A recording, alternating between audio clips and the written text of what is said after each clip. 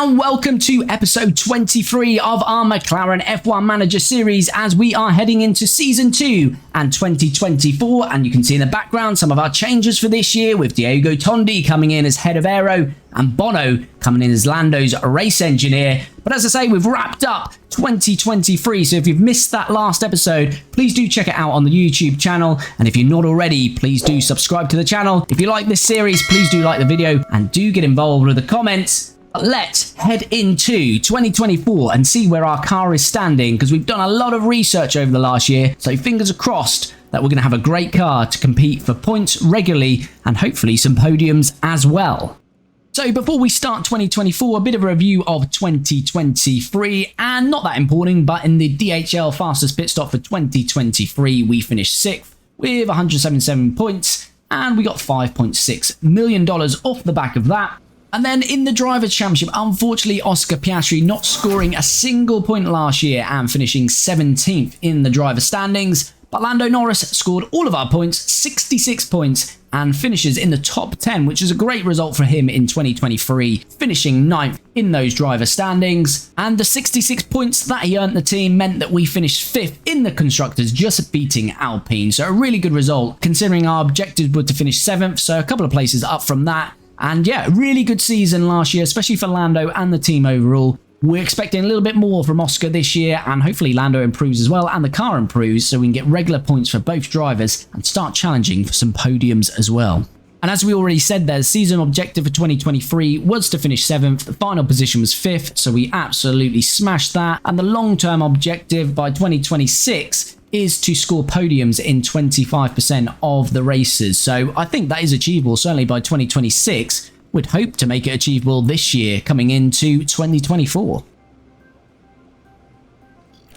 So we've got some sponsor obligations. The top 4 are locked, the others are optional, and we won't turn these on. We will have a look at this. So merchandising, we could probably max that out. It's going to cost us 18 million at the start, but we will get a lot more back each race, so it'll make us $9 million. So I'm happy with that. Race simulator events we want to reduce, so the minimum is 15, so we're going to have to go with that. Hospitality, the same. Can we reduce? We can't.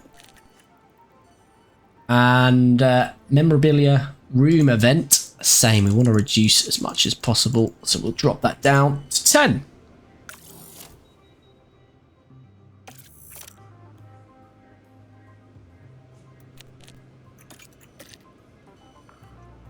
So, as I said, this season's objective is 5th or above in the constructors. Long term is a podium contender for 2026.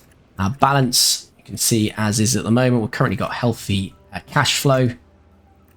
Technical regulations, we have been through this on previous videos, but coming into this new season, we can see on the right hand side here, there's 2024 changes. This is the deficit coming in. So as you can see on high speed, 0.06, and this is what we've made up in our research. So as you can see, we've comfortably made up that deficit and gone beyond it for high speed on the front wing. Same for medium speed and low speed. Then on the rear wing, same again. We've made up the deficit on high speed, medium speed and low speed.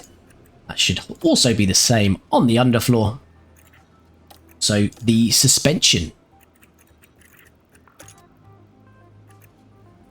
So finances, cost cap is the same for this year, and the share is, I think, the same. I don't think we had a vote on that, did we? So just having a look through, yeah, so the share and the prize money and all the rest of it and the cost cap is all the same as last year.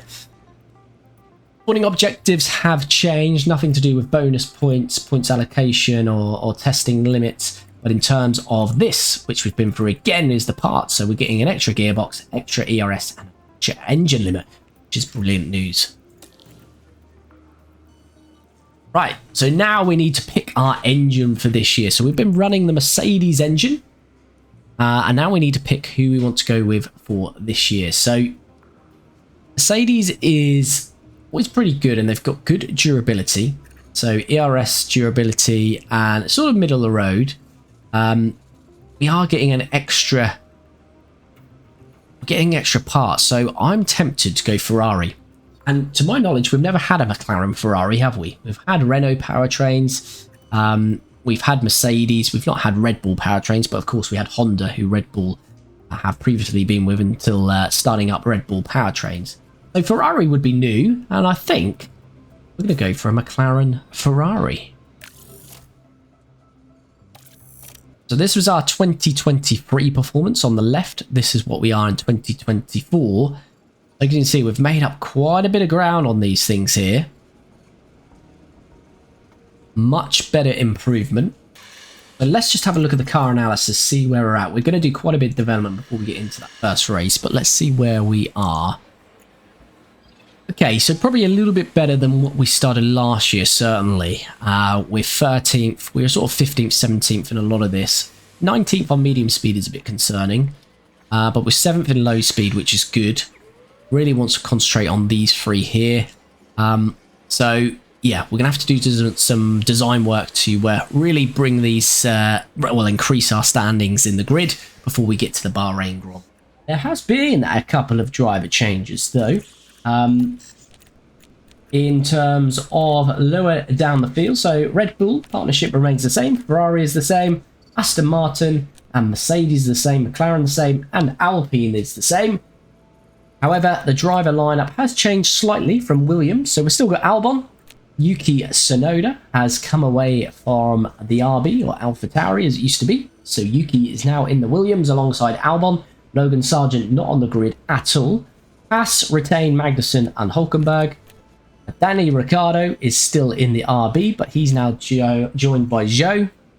And the Alfa Romeo team is Bottas, but we see the return of Mick Schumacher. So a couple of driver changes. In terms of the grid, 19 drivers of last year remain. The only one that doesn't is Logan Sargent. And the only new driver on the grid is Mick Schumacher.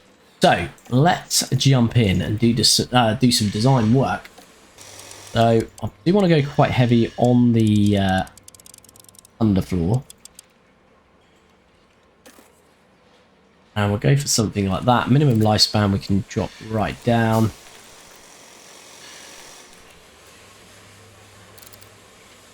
Really this medium speed that we need to make most gains out of. Low speed we're fine, so I actually think something like that would work fine. We could probably, we don't want to lose anything, do we? I would say let's go with that. 43 days, we've got 53 days till the Bahrain Grand Prix, so let's go with that on the underfloor. Actually, can we get 29 days? I think we'll stick with 1 on that.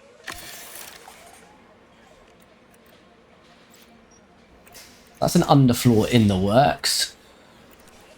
Let's also get a suspension on the go as well.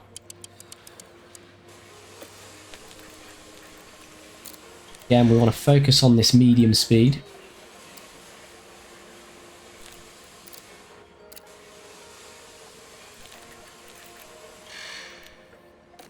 Go for something like that. That's going to be 53 days.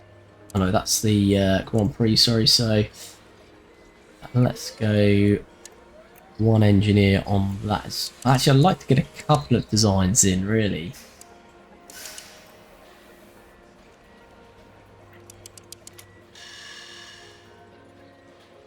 Only 7 days. Let's just keep 1 on that for now. Chassis. Let's get a chassis on the way as well.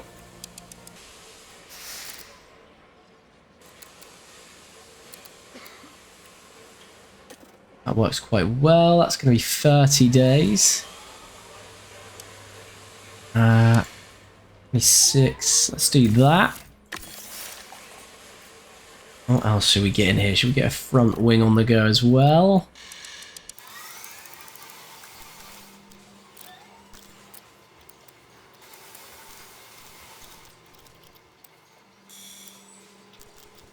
High speed we do need to improve though. Just go with that for now. 45 days, we might as well put the rest of those on that. There we go. So we've got 4 designs underway: chassis, underfloor, front wing and suspension. Then we'll try and get a few more in before we reach that first Grand Prix. Well, there we go. Oscar Piastri has increased his stats. We have increased his stats a little bit anyway in the editor. So he was 81, I think, at the end of the season, 80, 81. So as you can see, we put his base up to 84, which is now changed to 85. He's still a bit off Lando because I think Lando's rated at 90. So there you go. You can see a little bit of an increase there for Oscar Piastri. But as we said we wouldn't do, not making him OP, he's still, LandoNorris, Alonso, Sainz, Leclerc, Hamilton, Russell, Verstappen. All of these drivers still rated better than him in the game. So haven't gone for an OP approach for Oscar Piastri, who is an OP himself. But yeah, we've gone to get him up to 85, which should make him more competitive. Drive development updates. So yeah, as we see, these are some of the stats that we boosted for Oscar. So the chassis is complete. Let's manufacture that. What have we got till the race? 28 days. First car part is in 10 seconds. So we'll get enough of those. So let's just do 4 chassis.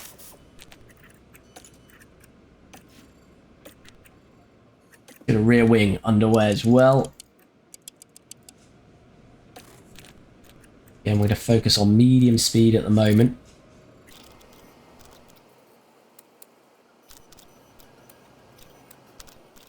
Let's go with that. 28 days till the Grand Prix. That's now going to be 43 days. Let's rush that one so we get that done.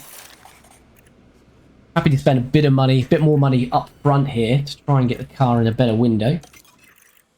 The only thing we've not designed so far is some side pods. So let's go for some side pods. And 35 days, we've got 20 days now to the Grand Prix. Again, if we do rushed on that, we will get that done as well. Oh, and Diego Tondi, new to the team, has now gone up to 91 rated. And James Allison up to 89. Getting some nice stat changes here. The design is complete on that underfloor. And we'll just go for 2 for now, because we should have a new one coming pretty soon. Suspension is complete as well. Let's have a look on the suspension.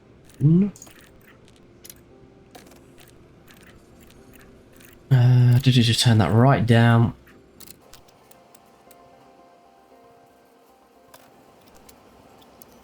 $27 days as well, so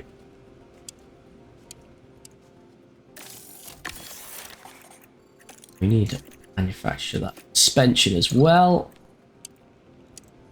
8 days. We can do one normal. Then we'll have to do another one. Rushed. Manufacture another suspension. Rushed 5 days. Side pods complete as well. Right, let's have a look. Look in that. Another rear wing on the go as well.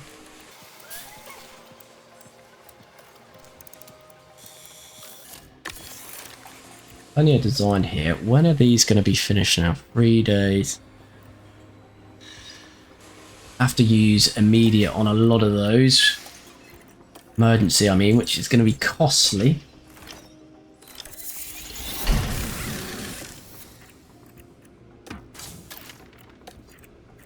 Let us go back into here. Actually, let's go back into the warehouse. No front wings. I'm going to have to go emergency on those.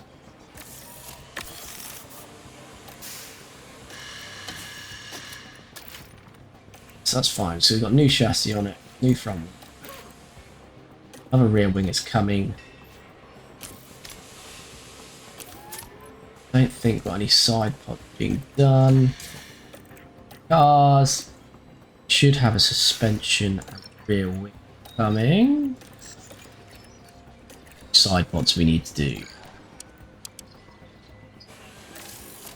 Costly, but we're going for it.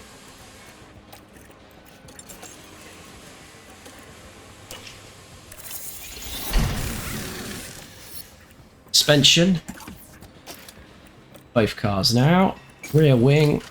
Both cars now. Side pods.